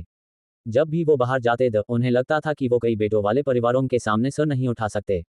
वो हमेशा उनके घटिया निगाहों से वाकिफ थे, जैसे कि वो सिर्फ बेटियां होने के कारण उन्हें नीचा दिखते थे। बूढ़ी औरत अपने बेटे के बच्चों के लिए निर्दयी थी और वो आंख बैन कर लेते थे, इसलिए कि उनके दिल में गुस्सा था जिसे वो उन बेटियन पर निकलते थे। एम्फ, बड़ा भाई कुछ और हाई है ना? ये सिर्फ एक बेटी है, लेकिन देखो वो उस पर कितना लाड प्यार करता है। एंजू को लगा कि पिछले 2 या 3 महीनों में उसका भाई बदल गया था, पहले से ज़्यादा अपने बच्चों की जिम्मेदारी ले रहा था। सही है, जब हमारी शादी होगी तो हमें बेटे होने चाहिए। यूस अपनी बेटियन पर लाड प्यार करने दो और परेशान होने दो।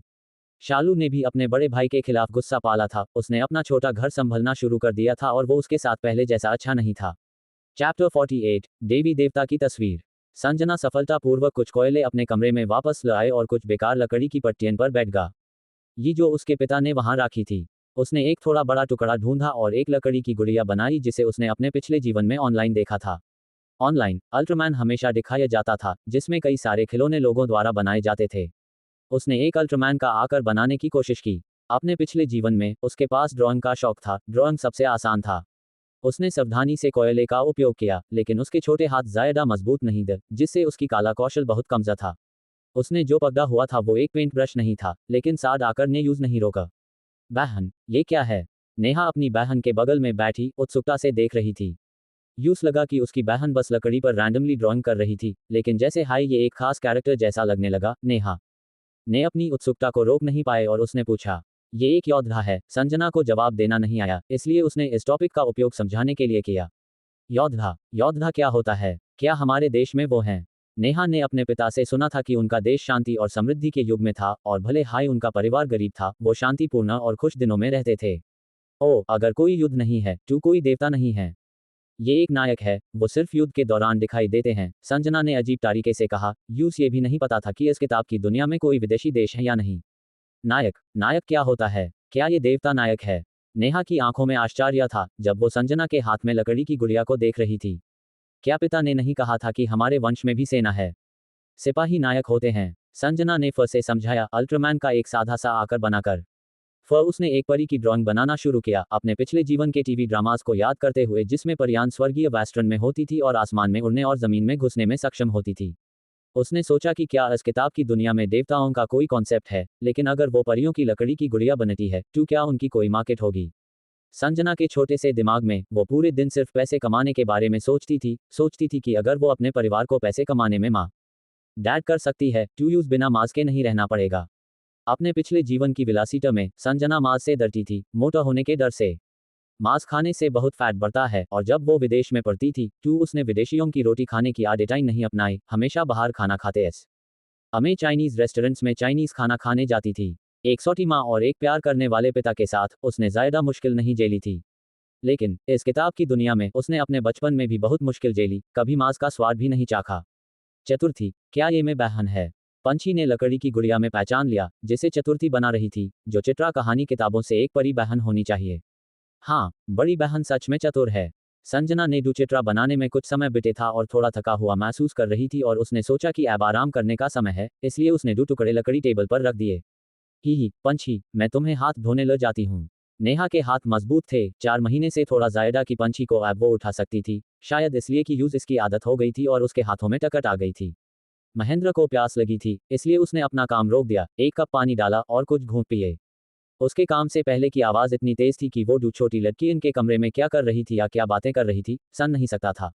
ये देखकर कि 2 लड़कियां हाथ धोने गई थी, महेंद्र उत्सुकता से पहले कमरे में वापस जाने का फैसला किया कि क्या चल रहा था। यूस लगा कि 5 आई सिर्फ दीवारों पर ड्राइंग बनाने के लिए कोयले का उपयोग नहीं कर रही होगी। यूस ऐसा क्यों लगा, वो पूरी तरह से समझ नहीं सकता था। उसकी छोटी बेटी की हरकतें इतनी ज्यादा थी कि उन्होंने यूज और जांच करने के लिए उत्सुक किया। जैसे हाय महेंद्र कमरे के दरवाजे पर पहुंचा, उसने कमरे की एकमात्र छोटी टेबल पर पहले से इकट्ठा किए गए बेकार लकड़ी को देखा। उस पर उसका ध्यान नहीं था, लेकिन 2 लकड़ी की पट्टियों पर कोयले से ड्राइंग बनाई गई थी। देवता योद्धा परी। महेंद्र घबरा कर कमरे में कुछ कदम अंदर गया और 2 टुकड़े लकड़ी उठाए।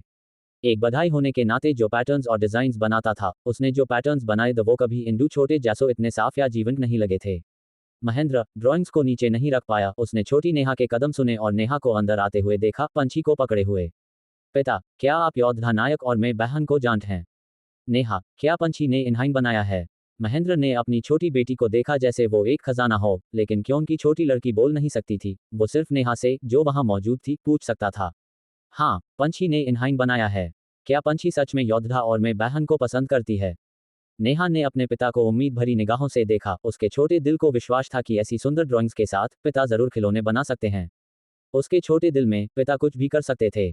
अच्छा, मैं अब खिलौने बनाता हूँ। महेंद्र की आंखों में गर्व की चमक थी। यूस अपनी बेटी द्वारा सराहा जाना अच्छा लगा। जब वो छोटा था, यूस कार्विंग करना पसंद था और अपने पिता के मार्गदर्शन में वो एक बधाई बन गया और इसे अपना पेशा बना लिया। असल में उसकी इच्छा एक मास्टर कार्वर बनने की थी, लेकिन उसकी ड्राइंग स्किल्स कमजोर थी और यहाँ कोई भी यूस खिलौने बनाने के लिए नहीं पूछता था। इसके अलावा अभ्यास करने के लिए कोई और सामान उपलब्ध नहीं था। आम लकड़ी से बने खिलौने कभी कीमती नहीं होते थे और पेंट का नुकसान होते थे। अगर ये कीमती लकड़ी होती तो ये अलग होता, लेकिन यहाँ यूज कीमती लकड़ी नहीं मिलती थी। पास के पहाड़ों में सिर्फ चिड़ और देवदार थे। इन 2 तरह की लकड़ी ने महेंद्र के सपनों को जगाया। भले हाई ये आम लकड़ी थी, वो सुंदर कार्विंग्स बनाना चाहता था, बेचने के लिए नहीं बल्कि बच्चों के खेल के लिए। ही नेहा खुशी से उछली जब उसने पिता को लकड़ी बाहर ले जाते हुए देखा। संजना ने आंखें झपकाए। क्या पिता कार्विंग को संभाल सकते हैं? क्या ये उसके बनाए हुए ड्राइंग्स का नुकसान नहीं होगा? जो भी हो, वो बस देख सकती थी कि उसके पिता में हुनर है या नहीं। वो एक बच्चे के रूप में कार्विंग नाइफ का उपयोग नहीं कर सकती थी और बिना पिता के सिखाए कार्विंग कान नहीं जानती थी। महेंद्र ने 2 छोटे लकड़ी के टुकड़े लेकर बधाई के कमरे में गया, अपने कार्विंग टूल्स उठाए और जिस फर्नीचर पर वो काम कर रहा था उसकी परवाह किए बिना ध्यान से कार्विंग करना शुरू कर दिया। महेंद्र, तुम क्या कर रहे हो? क्या तुम्हें काम खत्म करने की जल्दी नहीं है? तुम कब से इतने लापरवाह हो गए? जरूरी काम को नजरअंदाज करके खिलौने बनाने पर ध्यान दे रहे हो? महेंद्र के पिता ने उसके हाथों में ड्राइंग्स नहीं देखी और माना कि उनका बेटा अपनी बेटी को खुश कर रहा है। हाय बधाई का काम छोड़कर अपने पोटी के खिलौनों पर ध्यान दे रहा है। पिता, मुझे पहले ये 2 खिलौने कार्व करने दीजिए, शायद हमारे परिवार को आमदनी का एक नया जरिया मिल जाए। तुम इस विचार को भूल जाओ। क्या तुमने पहले खिलौने नहीं बनाए और उन्हें बेचने की कोशिश नहीं की? उसका क्या नतीजा हुआ? तुमने सिर्फ पेंट और मेहनत बर्बाद की। ए फ्लैट, तुम छोटे नहीं हो, तुम खिलौने बनाना एक व्यवसाय नहीं मान सकते। हमें जल्दी से तुम्हारी बहन का दहेज खत्म करना है, फिर दूसरा काम लेना है। उद्धरण चिन्ह। महेंद्र ने अपने पिता की निराशा भरी बातें सुनी, बातें जो उसने पहले कई बार सुनी थी और बहुत कोशिश करने के बाद हार मान ली थी। यूस लगा कि वो फिर से हार नहीं मान सकता। भले हाई ये एक पेशा ना हो, यूस इंटू खिलौनों को बच्चों के खेल के लिए बनाना हाई था। पिता, आपको मेरे बड़े भाई से बात करनी चाहिए। वो हमेशा अपने बच्चों पर इतना लाड प्यार करते हैं। मेरे दहेज में मदद करना उनके लिए महत्वपूर्ण नहीं है। भाई बहुत पक्षपाती हैं। शालू ने अपने पिता और भाई को कमरे में बात करते हुए सुना। आंगन इतना छोटा था कि तेज बातें सुनी जा सकती थी। उसमें गस की लहर दौड़ी, उसकी बातें गस से भरी हुई थी। शालू, जब मैं ये 2 खिलौने कार्व कर लूंगा, मैं तुम्हारा दहेज खत्म करने के लिए ओवरटाइम काम करूंगा। ये निश्चित रूप से तुम्हारी शादी में देरी नहीं करेगा। पक्षपात के बारे में बात मत करो, वो भी मेरे बच्चे हैं। महेंद्र ने बिना ऊपर देखे जवाब दिया। चैप्टर 49 बैड किस्मत। पिता, देखिए भाई ने क्या कहा, आपको उनसे जरूर बात करनी चाहिए। एंजू ने कमरे में पैर पटका, अपने बड़े भाई की बातें सुनकर और भी गस में आ गई। बड़ा भाई हमेशा इतना पक्षपाती होता है। शालू ने खुद को हवा देते हुए आग में घी डाला। महेंद्र, पहले फर्नीचर का काम करो और जब समय माइल टैब बच्चों के लिए खिलौने बना सकते हो। अपनी बेटियन की शिकायतें सुनकर महेंद्र के पिता ने अपने बेटे को घूरा। उन्हें लगा कि वो सही तरह से प्राथमिकता नहीं दे रहा है। पिता, इस ड्राइंग को देखिए। अगर मैं इससे खिलौना बनाता हूँ तो क्या आपको लगता है कि लोग इससे खरीदेंगे? महेंद्र ने अपने पिता को लकड़ी पर बनी ड्राइंग दिखाई। ये किसने बनाया है? ये सच में बहुत अच्छा है, देवता और परियान। महेंद्र के पिता ने प्रशंसा से कहा। पिता, अभी जब मैं अपने कमरे में गया तो मैंने पंछी को इस लकड़ी के टुकड़े के साथ देखा। जैसे हाई मैंने इससे देखा, मैं इससे कार्व करने से खुद को रोक नहीं पाया। भले हाई हम इससे बेकियन नहीं, ये अभी भी पंछी के लिए खेल का खिलौना बन सकता है। महेंद्र ने अपने हाथों से लकड़ी को कार्व करना शुरू कर दिया। महेंद्र के पिता एक बधाई होने के नाते अच्छी कार्विंग स्किल्स रखते थे, लेकिन उन्होंने ड्राइंग की कला का अध्ययन नहीं किया था और उनका काम उनके बेटे जैसा अच्छा नहीं था। बड़े टुकड़े फर्नीचर को कार्व करना इन छोटी ड्राइंग्स जितना मुश्किल नहीं था। आइटम जितना छोटा होता था, उससे कार्व करना उतना हाई मुश्किल होता था। उन्होंने अब अपने बेटे को डांटा नहीं और यूज कार्विंग जारी रखने दिया। एंजू एक कान लगाकर सन रही थी, अपने बड़े भाई को गस से घूर रही थी कि वो उसके विवाह का दहेज बनाने के बजाय अपने बच्चे के लिए खिलौने बना रहा थी। हाँ, जब से बड़ा भाई की शादी हुई थी, वो एक कुंवारी छोटी बहू होने के नाते अपनी भाभी से फेवर के लिए कम्पीट कर रही थी। या भाई बहन की राइवलरी उनकी बमेलव का कारण थी। ए फ्लैट यूज बच्चों उनके साथ भी ध्यान के लिए कम्पीट करना पड़ रहा था। या बिल्कुल स्वाभाविक था कि यूज अपनी फ्रस्ट्रेशन अन पर निकलनी थी। संजना ने अभी जो तस्वीरियन बने थी, वो इतनी थक चुकी थी कि उसने जरी नहीं रखा। वो वहां लेते हुए सोच रही थी। उसने किताब की दुनिया के बारे में सोचा। वो कौन से देवता की पूजा करते थे? क्या वो हनुमान जी, या माँ दुर्गा, या शतरंज के बुद्धा, या हो सकता है देवराज इंद्रा, अंद्रानी माँ, या वो देवासुर और योद्धादक, या फिर भूमिदेव और कुबेर जी। उसने अगले बार माँ पार्वती, जो कि एक पौराणिक देवता थी, की तस्वीर बनाने का फैसला किया। जब सरला मेमसाब घर वापस आए, दया ने पहले हाय अपनी दो छोटी बहनों को वापस लाई थी और किचन में खाना बनाने चली गई थी। एंजू ने अपनी माँ को अपनी शिकायतन के बारे में बताया, उनसे बड़े भाई को समझाने के लिए कहा। अपनी बेटी की बातें सुनकर सरला मेमसाब ने स्वाभाविक रूप से उसका पक्ष लिया और जल्दबाजी में महेंद्र के पास गई, यूज डांटना शुरू कर दिया। महेंद्र, तुम क्या कर रहे हो? क्या तुम्हें नहीं पता कि क्या महत्वपूर्ण है? तुम्हारी बहन की 1 महीने में शादी है। तुम उसके दहेज बनाने के बारे में कैसे नहीं सोच सकते? माँ, देखिए मैं क्या काव कर रहा हूँ। यह चीज़ भी काफ़ी महत्वपूर्ण है। शायद अगर मैं कुछ और काव करूँ, तो मैं एंजू को भी गिफ्ट के रूप में दे सकता हूँ। उद्धरण चिन्ह, ये क्या है? क्या वो सिर्फ बच्चों के खेल की चीज़ें नहीं हैं? अन बेकार चीज़ों को वो उन्हें काव किए बिना भी खेल सकते हैं। आप ऐसा कैसे कह सकती हैं, माँ? क्या आपने देखा है कि मैं अपने हाथों में क्या काव कर रहा हूँ? ये देवता और परियान हैं। सरला मेमसाब को पूरा विश्वास नहीं था कि उनके बेटे के पास इतना काला कौशल हो सकता है। फिर भी उन्होंने ध्यान से देखा कि उनका बेटा क्या काव कर रहा था। यह अभी तक पूरा नहीं बना था, लेकिन इसमें संभावना दिखी। फिर उन्होंने कहा, बेटे, अगर तुम देवताओं को काव कर सकते हो, तो मेरे लिए पूजा करने वाले देवता का चित्र काव कर दो। ये मैं देखता हूँ अगर मेरे पास समय हो। क्या आपने नहीं कहा था कि हमें जल्दी से दूसरी बहन का दहेज बनाना चाहिए? बाकी सब धीरे धीरे काव किया जा सकता है। बेटे, हमें देरी नहीं करनी चाहिए। तुम्हें एक माँ पार्वती, माँ दुर्गा का चित्रा काव करना है, और तुम्हारी बहन के दहेज के लिए भी तुम्हें एक सैंटन लक्ष्मी का चित्रा काव करना है। सरला मेमसाब को लगा कि परिवार को आगे बढ़ाने के लिए बेटा ना होना हमेशा उनके दिल में एक कांटा था। एक सैंटन लक्ष्मी, ठीक है। महेंद्र ने भी उम्मीद की कि देवता यूज जल्द ही एक बेटा प्रदान करे। महेंद्र ने ये नहीं सोचा था कि उसका बच्चा सिर्फ कुछ महीने का था, और उसकी बहू, जिसने अभी हाल ही में बच्चे को जन्म दिया था, यूं स्वस्थ होने के लिए ये ज्यादा समय नहीं मिला था। महेंद्र ने पूरे दोपहर काविंग की लकड़ी के दो टुकड़ों को आकर दिया। यूं सभी भी उन्हें सैंड करना और वानशी लगाना था, सभी काम जिन्हें ध्यान से करना था। जैसे हाई रात हुई और परिवार ने अपना खाना खाया, उन्होंने महेंद्र के हाथों में लकड़ी की मूर्तियों को द खा, जो पहले हाई सैंड किए जा चुके थे, और उसने अन पर वानशी लगाना शुरू कर दिया। वानशी लगाने के बाद और उसके सूखने का इंतजार करते हुए, परिवार ने टेबल पर रखे छोटे लकड़ी के टुकड़ों को एक अनोखी मूर्ति में बदलते हुए देखा। महेंद्र ने अपने काम को देखकर एक महान उपलब्धि महसूस की, खुशी से मुस्कुरा रहा था। एंजू की पहले की शिकायतें मूर्तियन को आकर लेते देखकर गायब हो गई, और वो, जो पहले हाय एक व्यास थी, सच में मूर्तियन में से एक को एक सजावट के रूप में चाटी थी। शालू ने अपनी बहन से पहले अपना मन कहा, अपने भाई से कहा, बड़े भाई, ये दो खिलौने मुझे दो। वो मेरे कमरे की शेल्फ पर बहुत अच्छे लगेंगे। बड़े भाई, इससे मेरे लिए गिफ्ट बना दो, कुछ और काव करो, शायद मैं इससे भविष्य में एक बिजनेस में बदल सकती हूँ। एंजू ने अपने विचार बताए, उसका दिमाग उसके होने वाले पति की किराना दुकान पर था। दया ने पंछी को अपनी बाहों में लिया और उसकी 3 दूसरी बहनें खड़ी थी, काम को सराह रही थी। उन्होंने सोचा कि ये उनकी बहन के लिए बनाए गए खिलौने द, और उन्होंने अपनी मौसियन के सामने बोलने की हिम्मत नहीं की, जो खिलन ए लेना चाहती थी, फिर भी उनकी आंखें महेंद्र से मिन्नत कर रही थी। एक पिता होने के नाते महेंद्र का दिल अपनी 5 बेटियन की नज़र के नीचे उनकी तरफ झुक गया। इसके अलावा उसने अपनी बेटी के लिए चाइजाइन काव करने का वादा किया था, जिसने खुद उन्हें बनाया था। दूसरी बहन, तीसरी बहन, सच कहूं तो मैं भी इन खिलौनों को बेचना चाहता हूं, लेकिन मैंने इनहाइन पंछी के लिए खेल के लिए काव किया है, इसलिए ये दो यूज पहले मिलेंगे, मैं तुम दोनों के लिए बाद में काव करूंगा। उद्धरण चिन्ह, क्या तुमने इनहाइन काव करने में इतनी मेहनत की है? ये इतने सुंदर हैं और तुम इनहाइन पंछी को खेल के लिए दे रहे हो? कितना बेकार है। सरला मेमसाब आमतौर पर मेमसाब दिव्य या महेंद्र की बेटियन को डांटने से कभी नहीं रुकती थी, लेकिन उन्होंने पहले कभी अपने बेटे को इस तरह से कोशर नहीं था। अपनी बेटी की बातें सुनकर उन्हें एहसास हुआ कि इनहाइन पैसे के लिए बेचा जा सकता है, कि वो कीमती चीजें थी, वो उन्हें नुकसान पहुंचाने वालों के लिए खिलौनों के रूप में कैसे इस्तेमाल किए जा सकते हैं। क्या ये बेकार नहीं था? महेंद्र अपनी माँ द्वारा डांट जाने और अपनी बेटी की आंखों द्वारा देखे जाने पर जिद्दी हो गया। माँ, बस कीजिए, हमारे परिवार में बहुत सारी बेकार लकड़ी है, मैं बस और मेहनत करूंगा और काव करूंगा। मैंने कहा था कि ये दो पंछी के खेल के लिए द, और वो बदल नहीं सकता। एम्फ, खेलो खेलो खेलो, बस यही तुम जानते हो। मालकिन ने तुमसे और भी देवताओं की मूर्तियां बनाने को कहा था, क्या तुम्हें याद नहीं है जो मैंने अभी तुमसे कहा था? उद्धरण चिन्ह। सरला मैम साहब ने संजना पर एक नज़र डाली, जिसे दया ने पकड़ा हुआ था। उन्हें लगा कि जब से ये लड़की पैदा हुई है, उनका बेटा बदल गया है।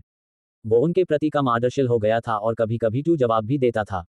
कभी कभी सरला मैम साहब बुरी तरह से लड़की को चुपके से डुबोन के बारे में सोचती थी। आखिरकार इतनी सारी बेटियां पालन में खाना बर्बाद करने जैसा लगता था।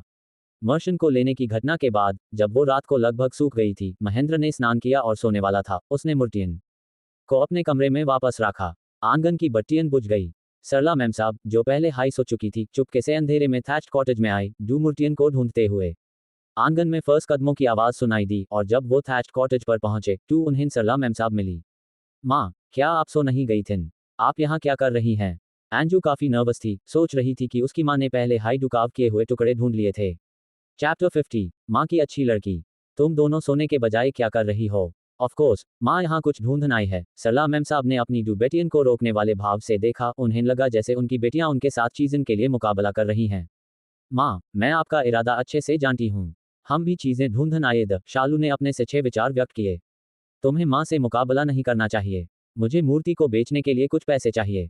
सरला मैम साहब और उनकी डू बेटियां ढूंढन के लिए जड़प रही थीं, एक दूसरे को ढकेल रही और जागड़ रही थीं। डू बेटियन ने लगभग अपनी माँ को गिरा दिया। आह, कितनी अच्छी बेटियां हो तुम। क्या तुम अपनी बूढ़ी माँ को नीचे ढकेलना चाहती हो? सरला मैम साहब ने अपनी डू बेटियन को घूरा, उनके साथ लाटे हुए टक्करों की परवाह नहीं की। वो चीज़ कहाँ रखी है? क्या बड़े भाई ने इससे अपने कमरे में वापस ले लिया है? एंजू ने अपनी माँ की डांट की परवाह नहीं की। खुद से बैठबादती हुई वो बड़े भाई के कमरे की तरफ बढ़ी। एम्फ, मुझे विश्वास है कि बड़े भाई ने इसे अपने कमरे में वापस ले लिया है।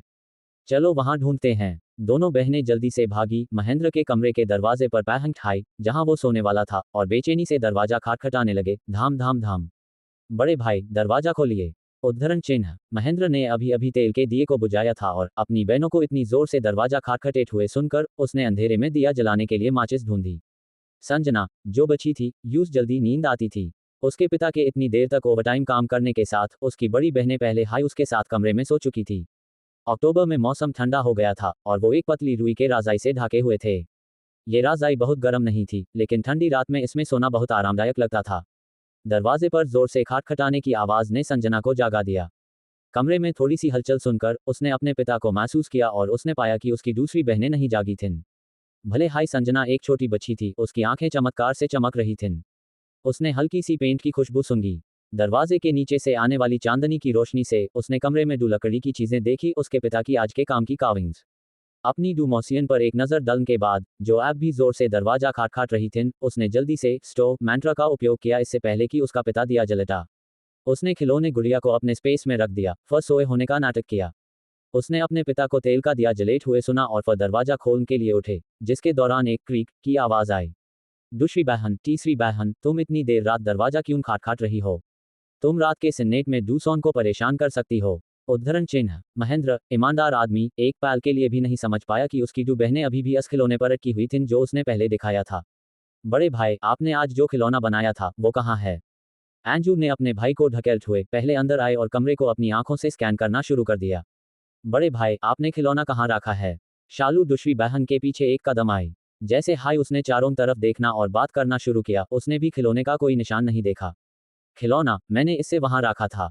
महेंद्र ने टेबल की तरफ इशारा किया लेकिन रुक गया जब उसने देखा कि वहां कुछ नहीं था और टेबल को अजीब तरीके से देखा। या कुछ सपने जैसा लगा। उसने अभी अभी जो दिया बुझाया था, यूस उसकी बहनों ने नहीं लिया होगा, क्योंकि वो उनके हाथों में होता और वो देख लेता। अगर ये उसके बच्चे थे जिन्होंने टेबल से लकड़ी का खिलौना लिया था, तो वो सो रहे थे। इसके अलावा उसने दिया बुझाने से पहले उसने अपने बच्चों को बेड पर सोते हुए देखा था, और क्योंकि वो बाहर सो रहा था, यूस पता चलता कि अगर बच्चे उठे होते। महेंद्र का अजीब सवाल अनट्रिट रहा। लकड़ी का खिलौना अचानक गायब हो गया था और या जमीन पर गिरा हुआ नहीं लग रहा था।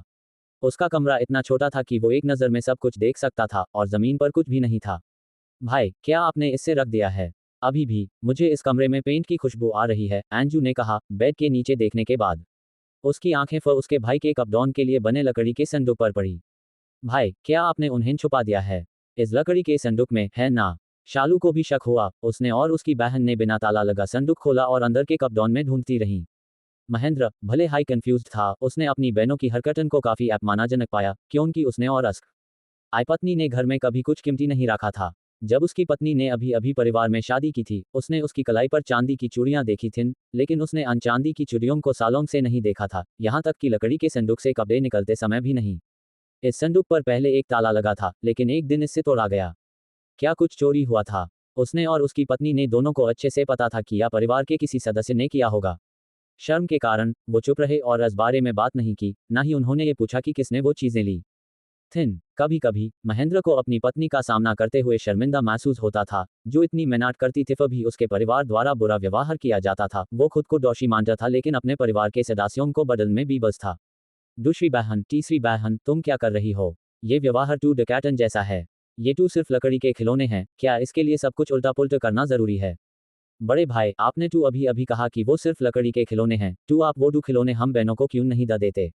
उद्धरण चिन्ह। एंजू उन्हें ना ढूंढ पाने से परेशान थी और अपने बड़े भाई द्वारा इस तरह से बोले जाने के बाद उसके दिल में गुस्सा हो पड़ा।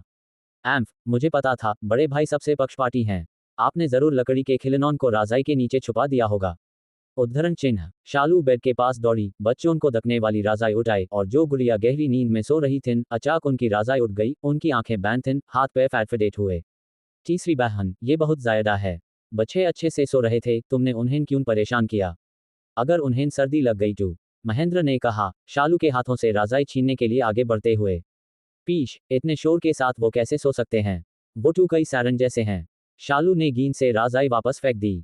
उसने कई बार फटी हुई और सिलाई की हुई रजाई को गेंद से देखा, दिल में आत्मा संतोष महसूस कर रही थी, क्योंकि उसके और उसकी दूसरी बहन के बेड पर नई रुई की रजाई थी, जो उनकी बड़ी भाभी के परिवार ने उनकी पहली शादी में एन बनाई थी। उसके और दूसरी बहन के बेड पर राजाइन, साथ हाई उनकी बड़ी बहन के दहेज की कुछ चीजें, सभी उनकी बड़ी भाभी के सामान से ली गई थीं। शुरू में बड़ी भाभी ने विरोध किया था और भाई ने दोष दिया था, लेकिन उन्हें कई बहनों और उनकी मां की संयुक्त कर द्वारा दबाई गया था। महेंद्र ने बच्चों को सही तरह से रजाई से ढक दिया, एक बहन का हाथ पकड़ा और अन दोनों को दरवाजे से बाहर ले गया। बड़े भाई, आप रुखापन कर रहे हैं, मैं नहीं जाऊंगी। बड़े भाई, आप मुझे दुख दे रहे हैं। मैं पिता और माँ को अपने लकड़ी के गुड़िया के बारे में बताऊंगी, मैं नहीं जाऊंगी।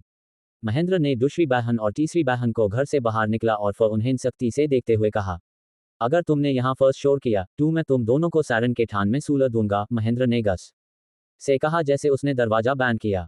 धाम धाम धाम। एंजू ने दरवाजा बैंड होने के बाद दोबारा लात मारी और शालू ने और लात मारी। तुम रात को इतना शोर क्यों कर रही हो? अगर तुम्हें नींद नहीं आ रही है तो क्या यह इसलिए है कि तुम घर पर बहुत आराम से रह रही हो? कल बच्चों के साथ खेत में काम करने जाओ। माता पिता के कमरे से महेंद्र के पिता की डांटने वाली आवाज आई।